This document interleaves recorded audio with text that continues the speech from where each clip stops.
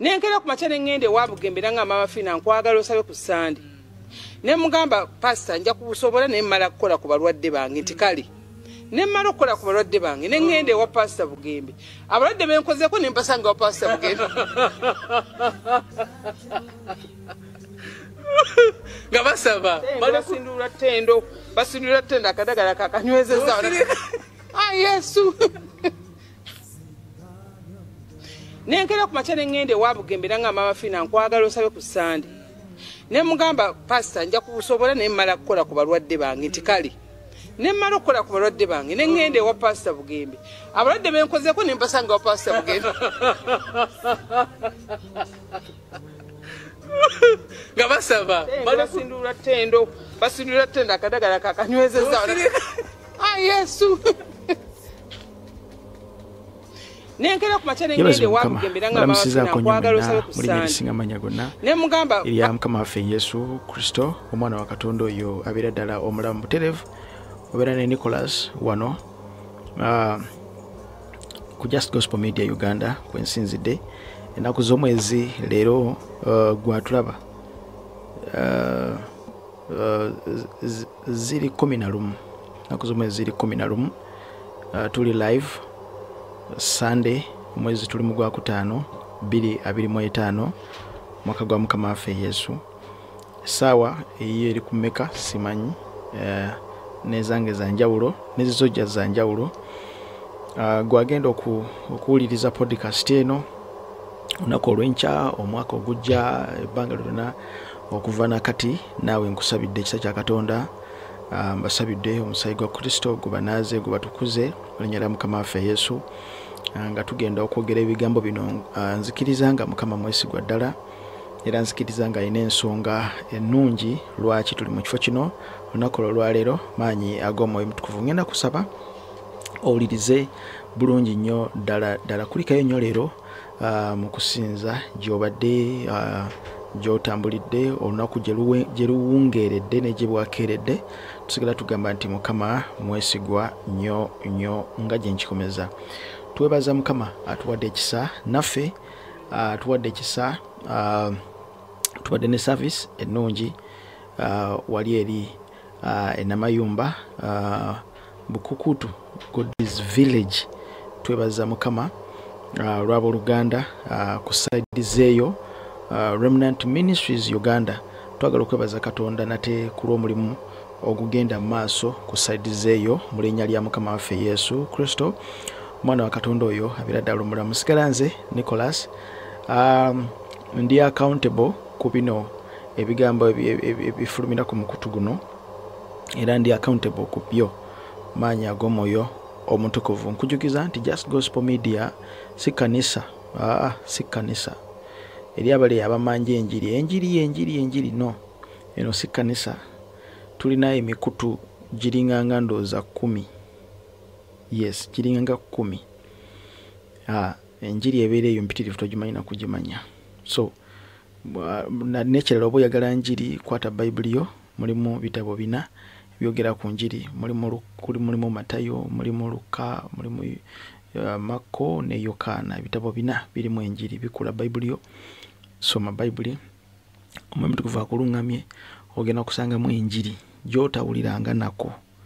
So kakati tompeeka njiri tuwe enjiri lwakito tuwe enjiri eri mu Bible sinze enjiri. Kama ibazibwe nnyo mtume wa Kristo ayogera naga nti ffena tuli batume ffena tuli bannabbi.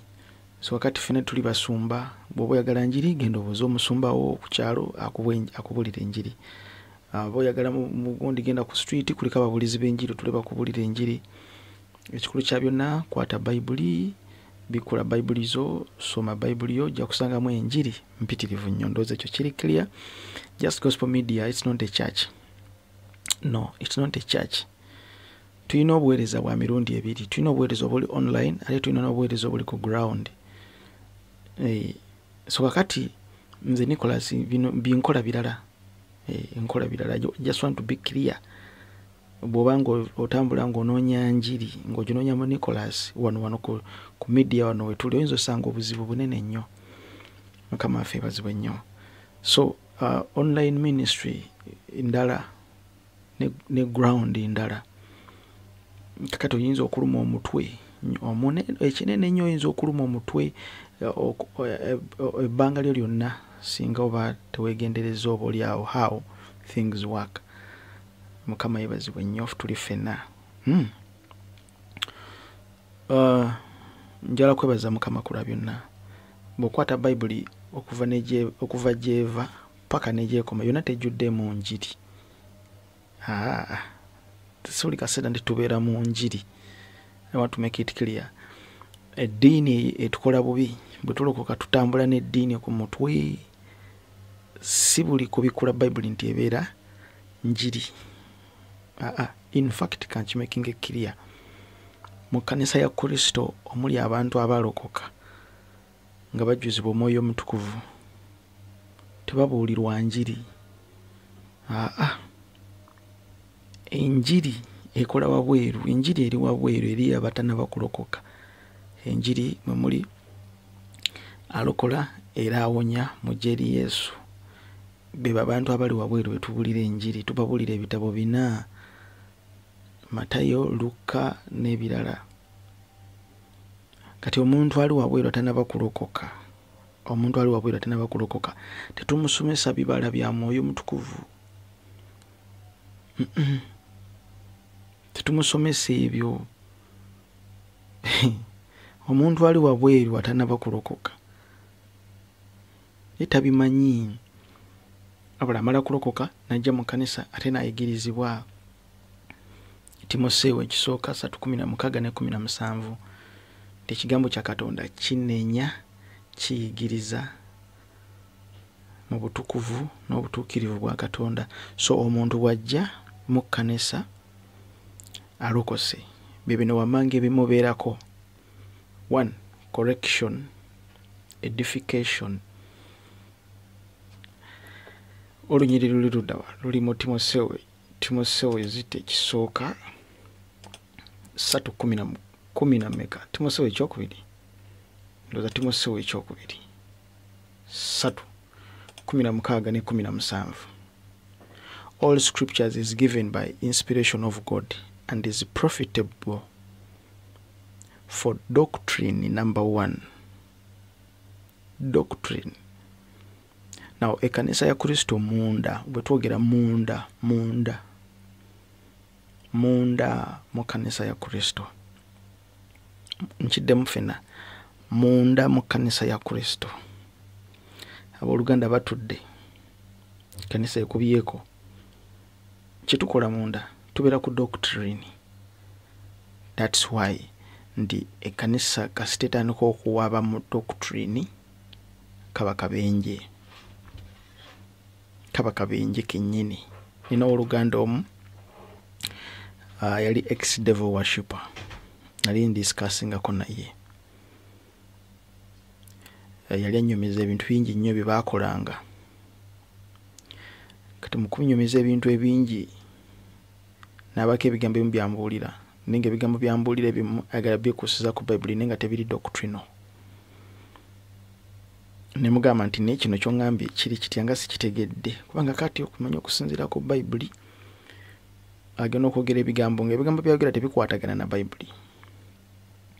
Nenga ngamba andaga nti Sitaani yali alina enkolagana ne Katonda ne biki biti kakati abantu oboolaba abo bingi nnyo, a lot of stories. Kati tugenda okumaliriza nga ebigambo byangamba biri so much contradicting n'ekigambo kya Katonda, and that's the truth. Kama ffe bazibwe nnyo. So nga biri out of doctrine, nga tebiri ku doctrine. So kiba kikambwe nnyo kiba kyabulabe nnyo. So ekanisa ya Kristo munda njagadde mpitireko wano tubeera ku kyetuyita doctrine.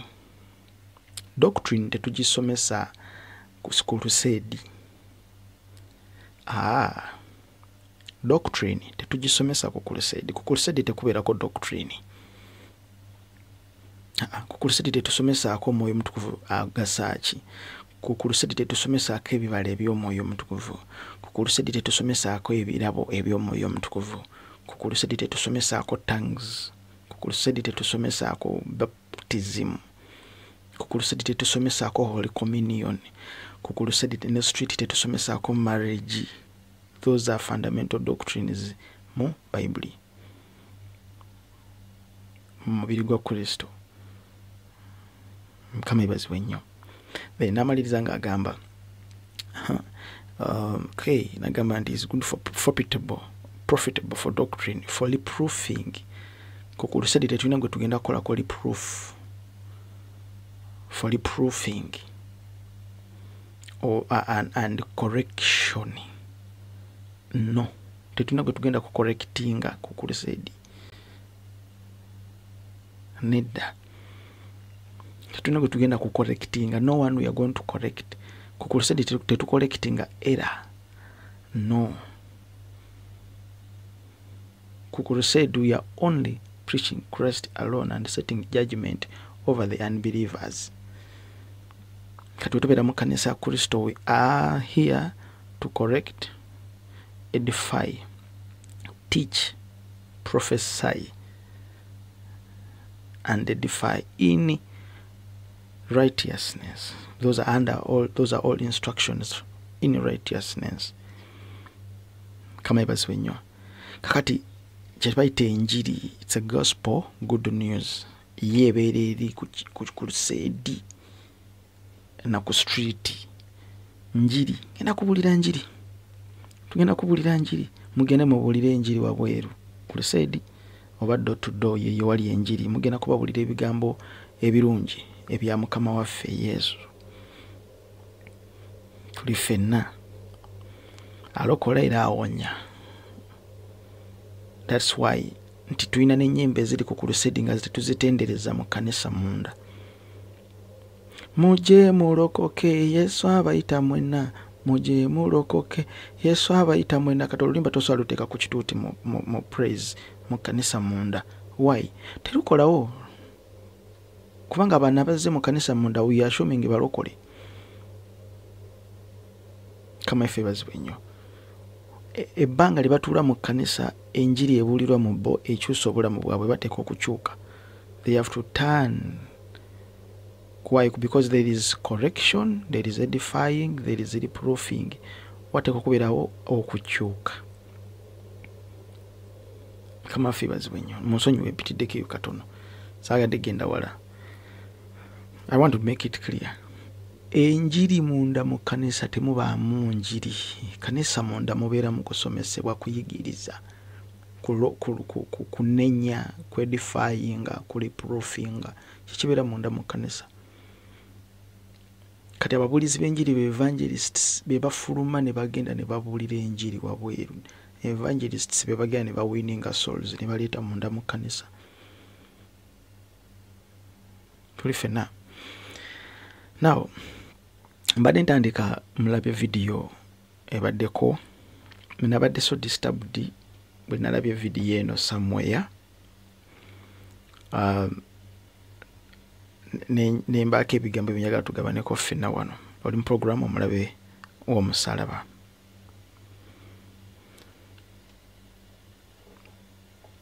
Nina ebigambo bye nayogerako emabegako eyo. Video eno ndowooza yaddako. Naye ezukusiddwa somewhere. Ezukusiddwa mu archives. Eri mu trendinga mu kaawo. Nenga okugitunuulira yaddako. Sidda nnyo but yaddako. Like a very latest. Now, we have to be attentive on what we are going to say or what I'm going to discuss about with you people. Waliwo nimebegako waliwo na yogera nembagamba nti mu makanisa gaffe abalokole. Amakanisa gwe kasitotula wansi ne baaniriza bebekulu mu kanisa. Kanisa neekuba enduulu yonna, neesituka neekuba enduulu. Ne bamala ne baaniriza kamiliyoni. Kanisa neekuba enduulu. Nsonyiwamu sound eyitamu. Kanisa neesituka neekuba enduulu. kanisa ne basituka ne baaniriza Maama Fiina. Maama Fiina najja ekkanisa neesituka neekuba enduulu as in excitement. Olwo excitement eyo olwo okwaniriza omugenyi najja mu kanisa ne mubeera excited ba mu ngalo ne musituka. Ate ne bayita omubuulizi w'enjiri omubuulizi ajje okwogerako nammwe ate ne musitasituka oba ne mutabira excited. Sawa yakuwayo ekiweebwayo ne mutabira excited. Sawa bane tugenda kuwayo kimu kya 10 ne mutabira excited. Ne tugenda kwa katwanirize Maama Fiina ajja ababuuzeeko. Endulu ne zikwajja. Nabagamba ebigambo bino wammanga nti mu kibiina awo yagala gaana Maama Fiina ayinawo endiga ze. Mushe yalinga endiga. Kamiliyoni bwajja mu kanisa awo ne bakuba enduulu n'ayogera ebigambo byesagala kuddamu. Njagala otegeera ekigambo kino nti mushe yalinga endiga. Mushe yalinga mubasheyalinga. So abantu bano balina ebikopo bya mirundi ebiri. Bayibuli kyeyogerako eyogera ku bikopo eby'emirundi ebiri. Ayogera ku bikopo eby'emirundi ebiri, ku kikopo ky'abalubaale ate nayogera ne ku kikopo kya Kristo. Bayibuli esomesa nti tosobola kunywa ku kikopo ky'abalubaale ate n'onywa ne ku kikopo kya Kristo. So kakati tulina olwaleero ekizibu nti tulina double standards mu kanisa. Ndi tulina abaluganda mu kanisa batuulamu nenga at the same time banywa ku kikopo kya Kristo ate at the same time nga banywa ku kikopo ky'abalubaale. Naye that's why nti bw'osiriikirira n'osiriikirira n'olowooza n'ofumiitiriza n'olaba ku bigenda maaso mubiri gwa Kristo, waliwo breed eri mu kuzaalibwa, waliwo breed empya. Waliwo breed empya tujja giraba maaso awo. Now Bayibuli esomesa mu kitabo eky'okubikulirwa yatwogera ku kigambo kino ekitibwa blasphemy. Maama Fiina bw'avaayo n'akugamba nti bampita ogenda okukyala, naye bwe nagendayo ne ntuula ne ndaba nga abantu abazze mu kusaba okuyimba Yesu be bantu be bamu be babeera eri mu ddwaliro lyange nga mbajjanjaba. Be bantu be bamu abajja wano, be bantu be bamu be bajja eri. I told you this before. Either bakyayogedde kituufu oba si kituufu, nigwe keera ku makya omugambe jangu mu kanisa. Of course waliwo ekkanisa ezimu zagenda okuyingiramu baleme kuba mu ngalo. Ne mumwaniriza ku kituuti najja n'atuula kanisa nekuba mu ngalo ne mubayimiriza nabuyimiriza ne mulekeraawo ne nabeera excited. Kakati ate waliwo ekkanisa ezimu zatasobola kutuulamu era nga tebasobola namwaniriza nga naye bamwaniriza tasobola kutuula ku kituuti ekyo. Kakati bino byonna ebigambo byayogedde, it's blasphemy. Bayibuli esomesa mu kitabo ekiyitibwa ekyokubikulirwa 13:5 we tugenda okutandikira. Neweebwa 15 tutandikidde nsomera kubikulirwa 13. Luka kubikulirwa 13 n'olunyiriri lwa 5. Kubikulirwa 13 n'olunyiriri lwa 5. Obudde tetulina tudduke emisinde. Neweebwa akama okwogera deri waggulu obudde tetulina. Ne basinza ogusota kubanga gwawa ensolo obuyinza bwayo. Tetugenda into details. Ne basinza ensolo, bwe twogera ku nsolo so kitegeera government and those in authority, nga boogera nti ani afaanana ng'ensolo era ani ayinza okulwana nayo. Oluzungu lugamba they worshipped the dragon which gave power unto the beast. Olunyolo olwokutaano lugamba neeweebwa akamwa okwogera. enki beast neweebwa akamu okwogera ebikulu n'obuvoozi, neweebwa obuyinza okumala emyezi 42. And there was given unto him a mouth speaking great things and blasphemies. And power was given unto him to continue 42 months.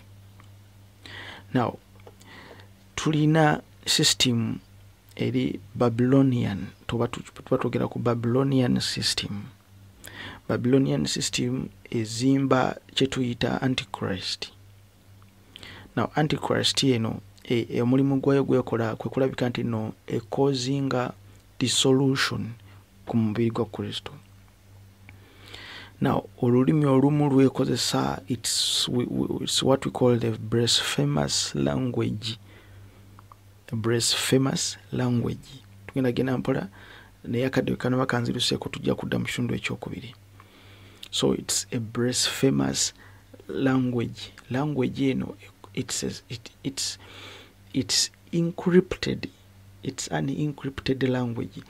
Nga bonna agamba nti ogenze mu supermarket kuli fenna ogenda gula mugaati abasinga okozesa zi supermarkets, then item yona gyoguze ebeerako barcode. So barcode eyo ebeera encrypted, so which means data wa barcode tosobola kumusoma n'amaaso go.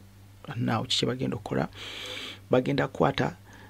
bagenda kwata scanner, bascanning omugaati ogwo, details zijje, product y'omugaati ogwo ejje, expiry date, price yayo, n'ebirala bikwata ku mugaati gw'ogenda ogula.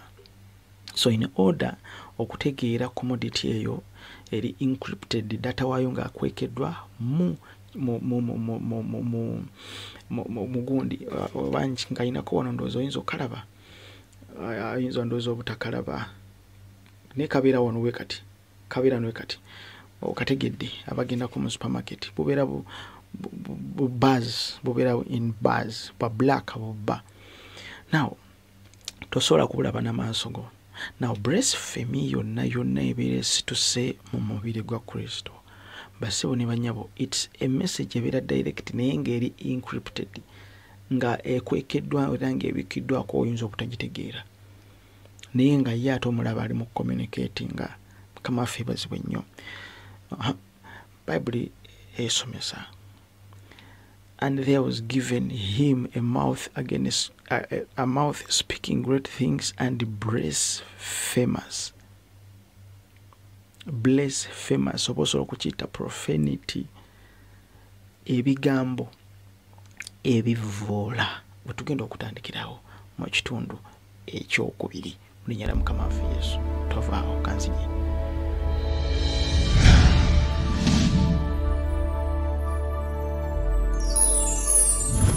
Kulikira ennyo ddala mukwano gwange yonna gy'osinzidde, maanyi ag'Omwoyo Mutukuvu. Nkwebaza gwe n'atambudde naffe ku Just Gospel Media Uganda. Mikono gyaffe bali ku YouTube channel, nammwe njagala kubalamusaako nnyo, maanyi ag'Omwoyo Mutukuvu. Mmwe mwenna abasubscribinga, abafollowinga, Mukama kibabalire mu linnya lya Mukama waffe Yesu. Now twogera ku kye bayita blasphemous oba okuvvoola. Okuvvoola bw'oba towulira nnaku ku bigenda mu maaso olunaku olwaleero, then wabaawo ekizibu. Bw'oba towulira nnaku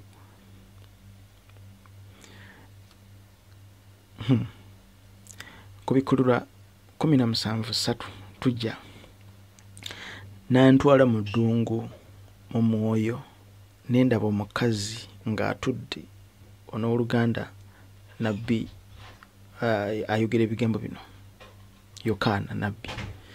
N'antwala mu ddungu mu mwoyo, ne ndaba omukazi ng'atudde ku nsolo emyufu ng'ejjudde amannya ag'obuvvoozi, ng'erina emitwe 7 n'amayembe 7. So he carried me away in the spirit into the wilderness, and I saw a woman sit upon a scarlet-colored beast, full of names of blasphemy, having 7 heads and 10 horns, abatambula naffe mu fellowships zaffe eri munda mwategeera 7 horns ne 7 heads ne 10 horns bino kye bitegeeza. Now, blasphemy. Nabbi Danieri yayogera ebigambo bino wammanga n'agamba nti munalaba ekyomuzizo nga kitudde awatukuvu abategeera mutegeere. Mukama ebazibwe nnyo. Now, blasphemy lulimi olukozesebwa luvoola naye lukozesebwa omulabe okuleeta okunyooma, okuleeta okwandamaininga omubiri gwa Kristo. Gwe atakimanyi Bayibuli esomesa nti okuvoola omwoyo omutukuvu birala byonna bisonyiibwa, naye okuvoola omwoyo omutukuvu kibi. Okuvoola omwoyo omutukuvu, okuvoola kibeeranga ekireeta undermining, obeeranga undermining. Kakati omukyalo ono bw'avaayo n'ayogera n'agamba nti nze bampita okugendayo mu kanisa yaabwe. Of course it was her mission yagikola dda neggwa. Kakati baakasuka omuguwa mu bulago bwa Muzeeyi Bugembe, baagumukasukamu. Njogera kate ne bwe nkusangawa nkigamba baakukasuka omuguwa mu bulago gw'otannaba kweyambula. Why? Kubanga already blasphemy yagikola dda ku kituuti. Musamize, twala abasamize mu Uganda atudde ku kituuti, oli mu interviewinga, ayogera ebigambo bwe museka bwe mukubira mu ngalo. So after now atandika okwambula abalaga no nze nagendayo ne natuuka okugenda okulaba ng'abatudde ku bituuti bonna baabamu bali eno wange, nze mbajjanjabira eno wange. Chameleone ne waanajja n'awanika omukono ne mumubira mu ngalo n'ayimba akayimba namwe ne muddamu ne mulimu muliplyinga nabategeeza mabegakaawo aba abalaga nti nange wano ninawo abantu bange. Kiyinza okunswaza ennyo. Lulimi blasphemy, lulimi lukozesebwa omulabe okulabika nti no empowering oba abateeka wansi, undermining, abateeka wansi. Lulimi lwaku lulimi lubi. Lulimi bwenjogera olulimi lubi. Blaspheming kubeera owooluganda ayitibwa omutume wa Kristo Paul yasisinkana ekintu ekyo, yakisisinkanako. Bayibuli esomesa mu kitabo ekitibwa ekya Ezekieri. Nzokera nkutwaleko mu kitabo ekitibwa ekya Ezekieri 20:27. Waliwo olunyiriri lwe nasomyewo naye lwanyumidde nnyo. Ezekieri 20:27. Tetunaba kutandika making an introduction ku kino. Kama wali batwadde obudde tuli laba ekiddako maaso eyo. Bayibuli esomesa kale omwana w'omuntu. Ezekieri 20:27. Kale omwana w'omuntu yogera n'ennyumba ya Isirayiri obagambe nti bw'ati bw'ayogera Mukama Katonda nti era ne mu kino bajjajjammwe banvumidde kubanga bansobyako ekyonoono. Tukaddemu. Kale omwana w'omuntu yogera n'ennyumba ya Isirayiri obagambe nti bw'ati bw'ayogera Mukama Katonda nti era ne mu kino bajjajjammwe banvumidde. Bajjajjammwe mwe banvumidde kubanga bansobyako ekyonoono. I beg your pardon. kale omwana w'omuntu yogera n'ennyumba ya Isirayiri obagambe nti bw'ayogera Mukama bw'atyo Katonda nti era ne mu kino bajjajjammwe mwe banvumidde kubanga bansobyako ekyonoono. Ey'Oluzungu Amplified egamba, therefore, son of man, speak unto the house of Israel, and say unto them, thus saith the Lord God, yet in this your fathers have blasphemed me, in that they have committed the trespass against me. Kakati bafathers baveeko blasphemy, bafathers baleke kale, but we tucheze eno ffe ng'abaana ba Katonda ng'abaweereza mu kanisa ya Kristo tukoze kinene nnyo to blaspheme the body of Christ. Tukoze kinene nnyo to cause blasphemy nga bodda ku street, bodda ku mizigo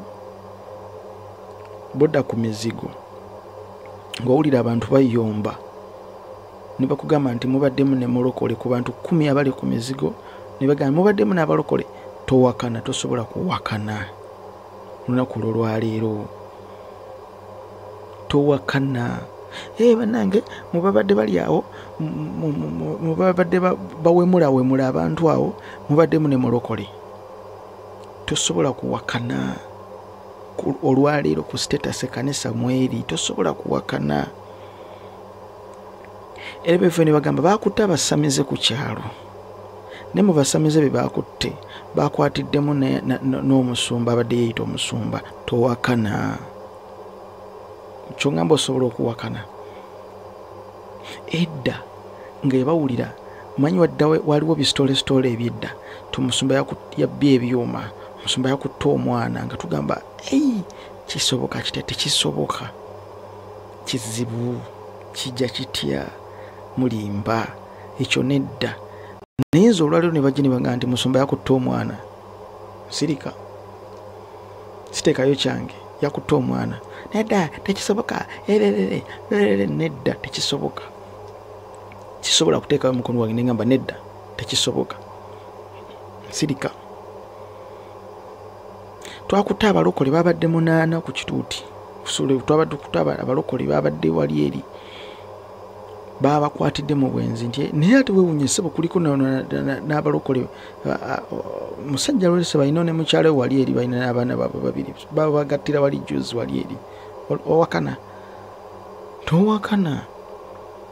Olwaleero amawulire tekikyakola mawulire okuwulira nti nno omusumba omuweereza ali wali eri yawasa mukyala w'emyaka 5 emabega ne babakutte bakukuta n'omukazi omulala bagenda kukola kwanjula kulala bwebiri bya bulijjo makanisa gali ababikola.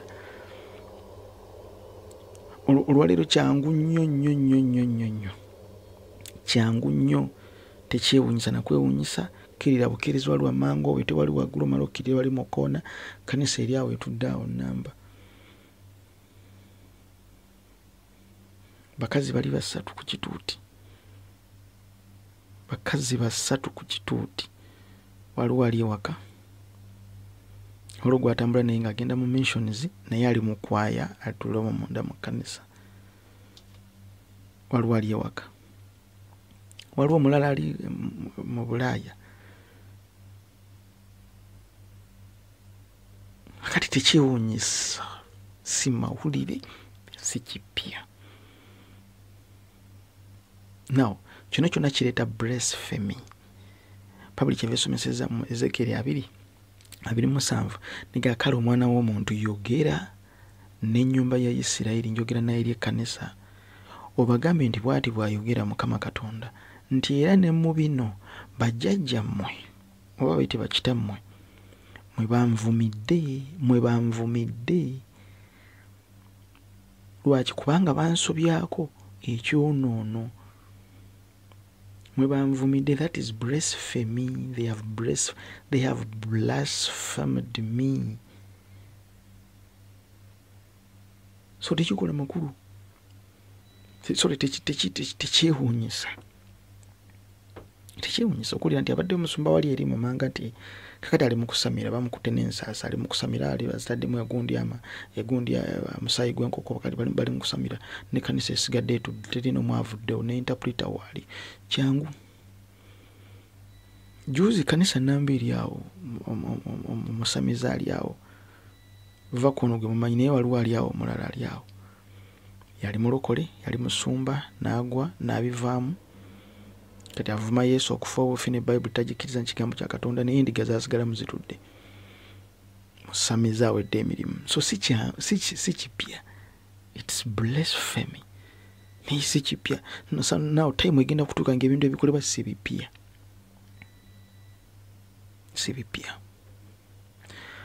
mutume wa Kristo olumu yawulira obusungu yali alina abooluganda bye yali ayogerako nabo Timotheo ekisooka lunyiri lwange naluwandiise wano naga nyinza odwerabira Timotheo essula esookera ddala Timotheo ekitabo ekisooka ekya Timotheo essula esooka n'olunyira 20 soma ne 19 kale 19 naye nkulu kale ne 18 Timotheo ekisooka essula esooka olunyira 18 tugenda okutandikira Pablo esomesa nti ekiragiro kino nkuteresa mwana wange Timotheo n'ebigambo by'abannabbi bwe byali bye baakwogerako edda olyoka olwanirirenga mu byo olutalo olulungi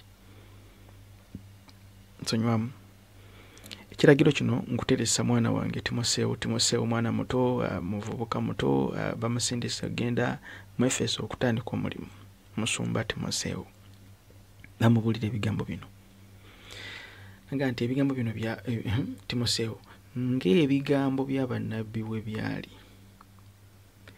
bye baakwogerako edda olyoka olwanirirenga mu lutalo olyoka olwanirirenga mu byo olutalo olulungi. This I charge I commit unto thee, son Timothy, according to the prophecies which went before thee, they n'ebirala. 19 ng'onyweza okukkiriza n'omwoyo tukaddemu ng'onyweza okukkiriza n'omwoyo omulungi abalala gwe basindika eri ne bamenyekera okukkiriza kwabwe. Agamba nti ng'onyweza okukkiriza n'omwoyo omulungi abalala gwe basindika eri ne bamenyekera okukkiriza kwabwe. Holding faith unto a good conscience, which some having put away concerning faith have made shipwreck.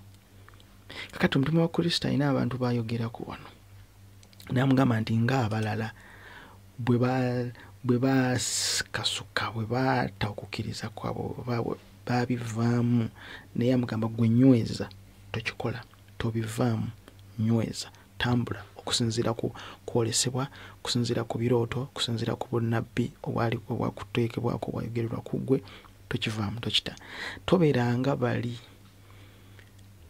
kakati nga balinze kinasinga okugala ku mutume wa Kristo is open up enough to tell you and to edify and to cut between the word. N'agamba nti mwabo kati namubuulira n'abo mwabo tobeeranga bali babivaamu.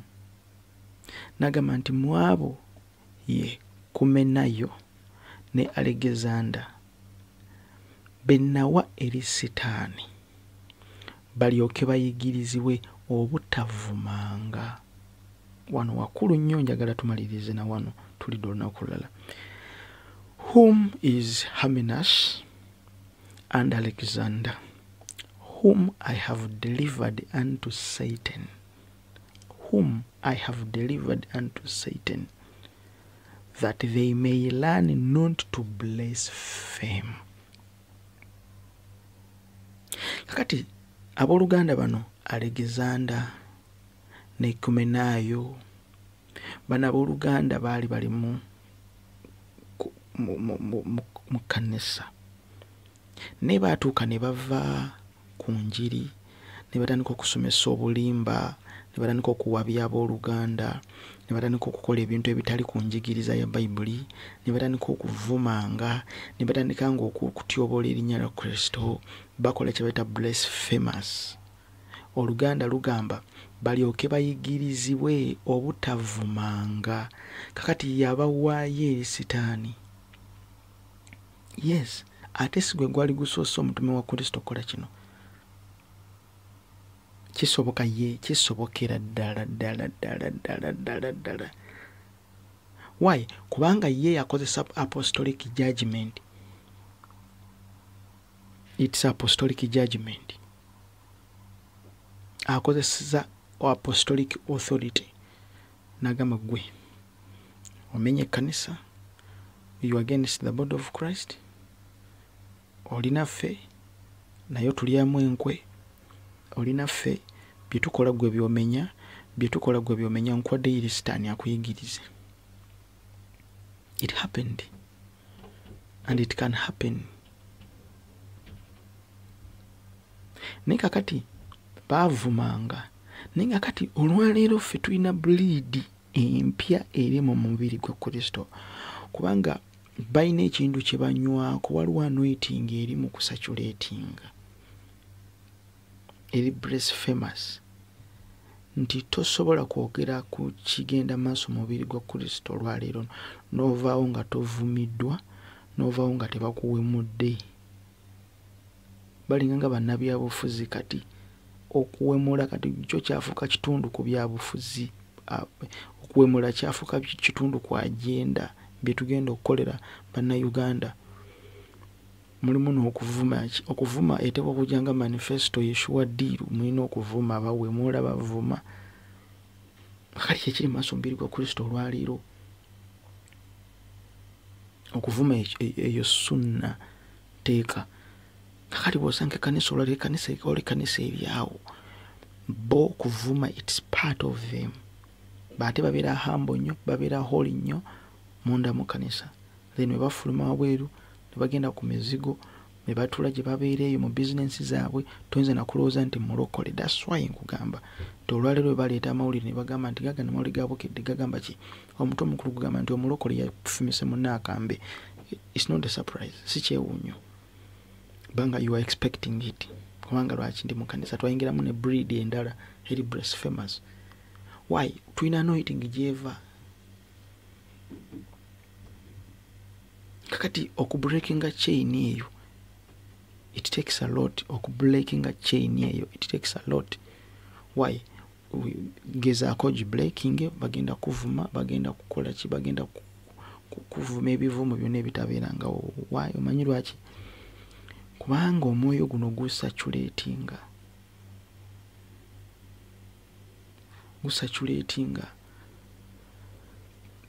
Can he deliver this man into Satan's hands? Yes, amuta. Mu kino kikyategeeza namuta. Ali mikono gyange namuta. Eri mmwe abayina ekyo kanjiveeko tulidda lulala. Naye once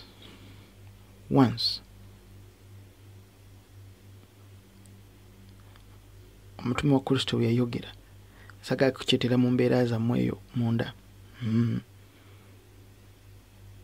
Waliwo omuweereza omu yakikolako wano mu Uganda weekiri, yakikolako. Yakozesa apostolic authority and apostolic judgment. Yakikolako kubanga otuuka ekiseera ng'ekkanisa efuukidde ddala kizannyiro ky'abaana waka. Kakati muganda wange Wilson, ebintu ebimu kati olina okuzuukuka. N'abooluganda abalala bali eyo, olina okuzuukuka. Reasoning n'ekyukamu, authority n'ekyukamu. Towooza nti nze Mukama yampita, omanyi bwe yampita, omanyi tetubimanyi, tetwaliyo ng'akuyita. Tetubimanyi era tetwagala kumanya yakuyita ate teyakuyita.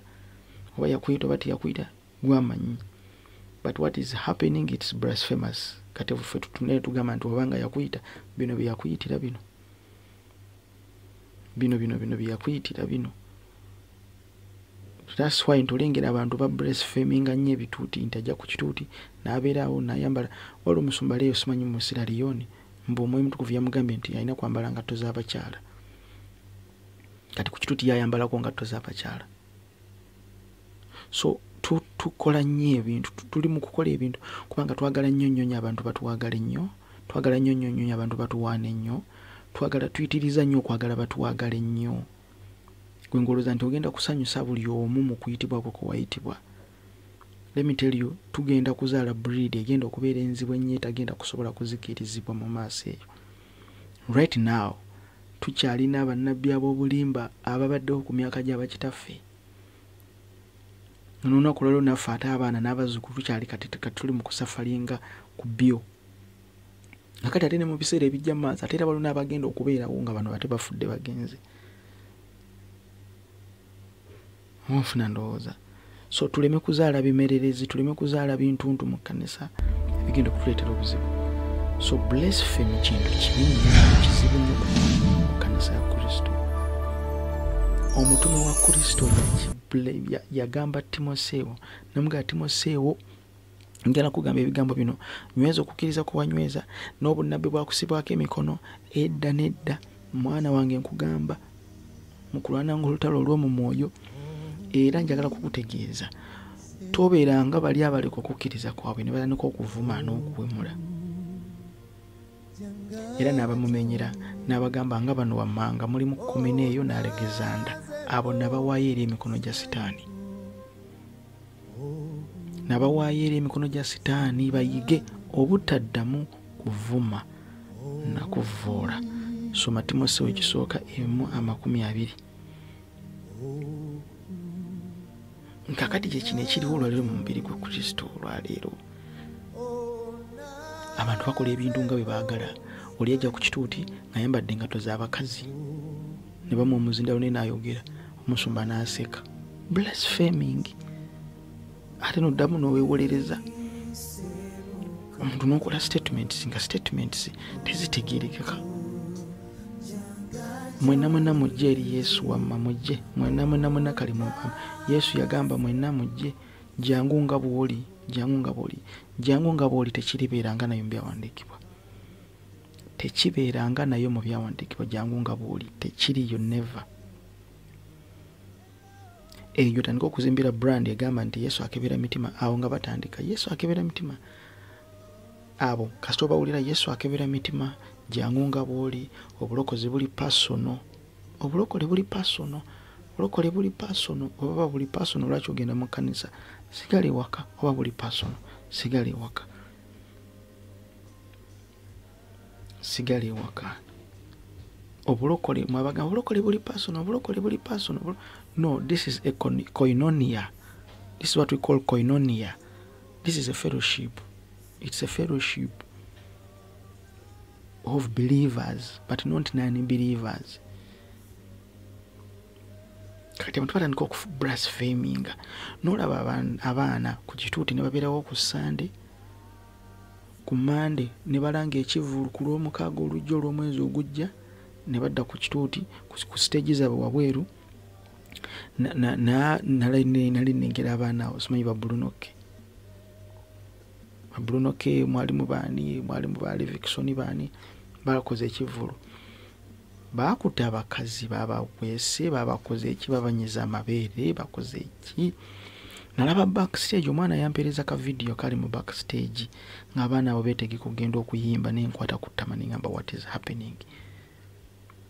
Then omwana n'amaliriza n'akola statement ku post n'agamba nti victory belongs to Jesus. It has been successful. Ninge bibadde mabega mu backstage. Tubamaliriza ng'ajja ku kituuti ng'agamba musumba Mukama yebazibwe Mukama atwadde obuwanguzi ekituuti ekivulu kyabadde successful ekyo ekiweebwayo nga nange nzikwata. So we are after collecting a number of people mu kanisa. Tugambe tulina ekibiina kinene, tulina abavubuka bangi, tulina abantu bangi, but at the end of the day we are making a blasphemy. Tuvoola. Abamu twagala tukole mannya nti banange mumanyi nti Mama Fina yalokokera mu kanisa ya wali kyetulinze. Bane mumanyi nti kakati juzi wano yali palaso ndowooza. Yagenda wa Bishop David Kiganda nti alokose era ne bamwanduza ne bakuba n'obufaananyi ne bakola biki nti alokose yavaayo biki ebyaddako. I'm not the one to weigh alokose n'atalokose, but again we are looking at something. Abantu amubeera mubayita, don't give them camera, don't give them attention. Muleka jje mu kanisa temumulwana kamera, muleka jje mu kanisa tule mu wiiki emu 2 3 mutugende bananga omusajja ono mwezi mulamba ali wano, lancha watavaawo, evening bible studies tavaawo, twali naye mu overnight. Omusajja kati yakyusa ennyambala, omusajja n'enjogera yakyuka, omusajja n'entambula yakyuka. Kati abino kati guno atambuza mwezi gwa 6 ali wano. Palaso jangu otufuzeeko. Kama ibazi wa Oluganda amanya nze Palaso. Mbali John wano nkunganira wano wa Bishop mu Kiganda na akamalawo emyezi gyange 6. At least tunamanya nti waliwo wetulaga. Nerero mu mwaddo omuzinda alokose mugambe ye alokose akkiriza mu bifaananyi mukoze mutya mu posti nze Palaso alokose n'ekikola amawulire. Waita na kubine bamulanga mu kivulu naddayo nagana akola kasasiro inagwa yagala. So nolo kitegeeza kinti fenna kalenge kanisa tukole tutyo singa okulokoka bwe kutwe kuli. Kale fenna bwetu tukola. Then kitegeeza nti obulokole bwa busa bwerere temuli makulu. If at all nti abantu abalokoka tebabeera na change mu bulamu bwabwe. Salvation omuntu tulokoka Bible somesa Gakoneso 5:17 tufuuka bajja ng'ebyedda biweddewo twaniriza omwoyo wa Katonda munda muffe. Then omwoyo wa Katonda munda muffe kiki kyaleeta aleeta enjawulo mu bulamu bwaffe. Then tulina okulabika nga tulebeera n'enjawulo eyo ne tubala ebibala ebisaanidde. Otherwise we are ending up blaspheming. Simanyi ekire kigenda okutuuka okujja mu maaso eyo ogenda kweyongera okulengera nga amakanisa tulina amakanisa nga ameka mu kibuga. Togenda bagamba nti title ya pastor gyegyeko, togenda bagamba nti erinnya church lyegyeko, title ya church gyegyeko ne pastor lyegyeko. No, tojja bagamba. But at the end of the day bajja kulaga ndi bakuba engoma, basamira, bayita emizimu nenga ye pastor. Bakuba emizimu ekyoto ekiro bakuba embyoto. Balandiko kole fujjo makanisa, balandiko okusimba amakanisa. Ninga amakanisa buli kanisa gye basimba erimu essabo, munaakola mutya? Nga right now mwa bali mu kuzimba emisingi gyabwe olwaleero nga musinzirira mu kanisa yennyini munda mubayita. Kama banjagalire mbagala nnyo omusaayi gwa Kristo gubanaze gubatukuze. Amen. Udde kumpendeko ze Nicholas. Amen.